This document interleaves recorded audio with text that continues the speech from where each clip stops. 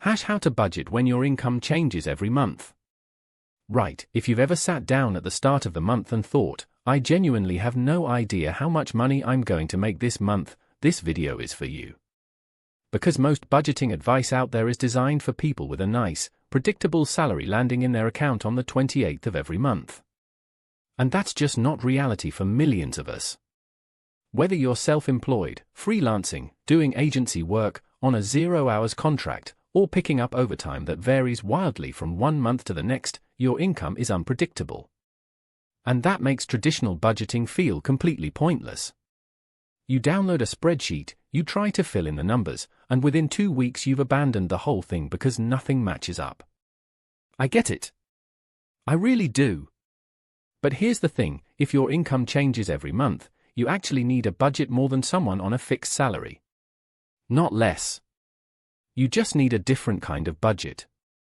And that's exactly what I'm going to walk you through today. So let's start with why the standard advice doesn't work. Most budgeting methods, the 50 or 30 or 20 rule, for example, assume you know what your monthly income is. 50% on needs, 30% on wants, 20% on savings. Lovely. Except when your income was $2,500 last month and $1,400 this month, those percentages are meaningless. 20% of what, exactly? And it's not just about the maths. It's the emotional side of it. When you don't know what's coming in, there's this constant low-level anxiety. You might have a brilliant month and feel flush, then spend a bit too freely, and then get absolutely hammered the following month when the work dries up. It's a roller coaster. And it's exhausting. So here's what actually works. I'm going to give you a 5-step system that's specifically designed for irregular income. Nothing complicated. Nothing that requires a finance degree. Just a practical framework you can start using this week. Step 1, know your baseline. Before you do anything else, you need to figure out your absolute minimum monthly expenses. I'm talking about the non-negotiables, the stuff that has to be paid no matter what. Rent or mortgage. Council tax. Energy bills. Water. Phone contract. Insurance. Food, and I mean basic, sensible food shopping, not Deliveroo every Friday night. Minimum debt repayments if you've got any. Transport costs to get to work. Sit down, go through your bank statements for the last 3 months, and add all of that up. Write it down. That number is your survival number. That's what you need to cover before anything else happens. For a lot of people, this number is somewhere between £1,200 and £2,000 a month, depending on where you live and your circumstances. But your number is your number. Don't guess it. Actually work it out. This is your foundation. Everything else builds on top of this. Step 2, build a priority ladder. Once you know your baseline, you're going to create a list of everything else you spend money on, ranked in order of priority. Think of it like a ladder. The bottom rung, that's your baseline expenses. Already covered. Next rung up might be things like your pension contributions, maybe topping up your ISA, or building your emergency fund. Important, but not immediately life or death. Rung above that could be things that make life enjoyable, a gym membership, streaming subscriptions, a bit of spending money for going out with mates. And then at the top, the nice-to-haves. New clothes, holidays, upgrading your phone, eating out. The beauty of this system is that in a good month, you climb all the way to the top of the ladder. In a rough month, you might only get to the second or third rung. And that's absolutely fine.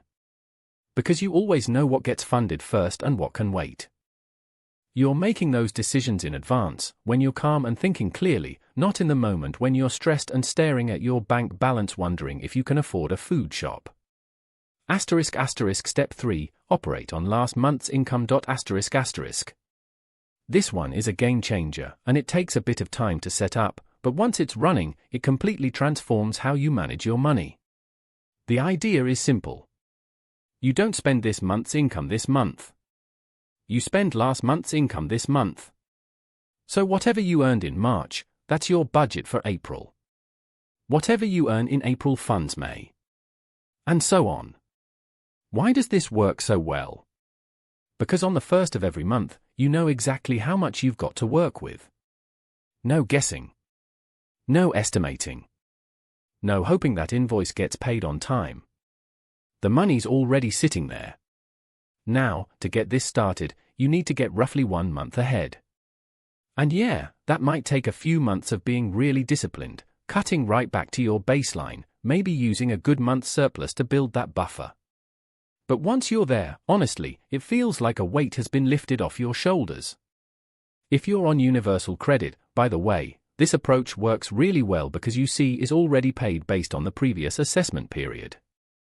So you can align your budgeting cycle with that and it all starts to make a lot more sense. Step 4, use separate pots or accounts. Most banks these days, Monzo, Starling, Chase, even the big high street ones like Lloyds and NatWest, let you set up savings pots or separate accounts really easily. Use them. Here's what I'd suggest as a minimum. 1 pot for your bills, your baseline number from step 1. 1 pot for your emergency fund. 1 pot for annual or irregular expenses, and this is a big one people miss. I'm talking about things like car MOT, car insurance if you pay annually, Christmas, birthdays, vet bills, the TV license if you still pay that. Add all of those up for the year, divide by 12, and put that amount aside every single month. Trust me, this alone will stop so many financial fires before they start. And then your main account is what's left for day-to-day spending. When the money comes in, you distribute it across those pots according to your priority ladder. Bills pot gets funded first, always. Then emergency fund. Then annual expenses. Then whatever's left is yours to spend or save however you like. If you're self-employed, I'd add 1 more pot, a tax pot. Set aside at least 25 to 30% of everything you earn for your self-assessment. I know it hurts. I know it feels like you're losing money. But January the 31st comes around fast, and there is nothing worse than scrambling to find $3,000 you don't have because you forgot HMRC wants their cut. Ask me how I know. Step 5, review and adjust every single month. With a variable income, you cannot just set a budget in January and forget about it. This needs to be a monthly check-in. Ideally, do it on the same day each month. First of the month, last Sunday of the month, whatever works for you. 15 minutes, tops. Look at what came in. Look at what went out. Look at what's in your pots. Decide how to allocate for the month ahead based on what's actually there, not what you hope will be there. And here's a little bonus tip that I think is really powerful. Track your income over time. Keep a simple record, even just in the Notes app on your phone, of what you earned each month. After 6 months, after a year, you'll start to see patterns. Maybe summers are always quieter. Maybe December is always strong. That information is gold because it lets you plan ahead instead of constantly reacting. Now, a couple of quick things I want to address before we wrap up. First, if you're in a couple and one of you has a steady income while the other's is variable, it usually makes sense for the fixed income to cover the baseline expenses and the variable income to handle everything above that on the priority ladder. That gives you stability where it matters most and flexibility everywhere else. Second, if your income is so unpredictable that some months you genuinely can't cover your baseline, that's a sign you need to either reduce that baseline, which might mean some hard conversations about housing costs or other big commitments, or you need to look at stabilizing your income somehow. Maybe that means taking on a part-time contract alongside freelance work, or looking at what benefits you might be entitled to. There's no shame in that whatsoever. Use an online benefits calculator, Turn to Us and Entitled to are both free, and just check. You might be surprised. And third, if you've got debts and a variable income, please prioritize getting free debt advice before trying to sort everything out on your own. Step Change and National Debt Line are both brilliant, both free, and both specifically set up to help people in the UK. They've heard it all before and they will not judge you. So let me quickly recap the 5 steps.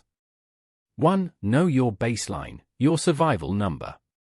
2. Build a priority ladder so you always know what gets funded first. 3. Work towards spending last month's income this month. 4. Use separate pots for bills, emergencies, annual costs, and if you're self-employed, tax. 5. Review and adjust every single month without fail. Look, budgeting on an irregular income isn't easy. I'm not going to pretend it is. But it's absolutely doable. And once you've got this system running, you'll feel more in control of your money than most people on a fixed salary, because you'll actually be paying attention. You'll actually have a plan. And that makes all the difference. If this was helpful, do me a favor, hit that subscribe button and leave a comment telling me what your biggest challenge is with budgeting on a variable income. I read every single comment and I'd love to know what you're dealing with so I can make more videos that actually help. And if you want to take the next step with sorting out your finances, I've got a video right here on building an emergency fund from scratch, even on a tight budget. Go watch that next. I'll see you there.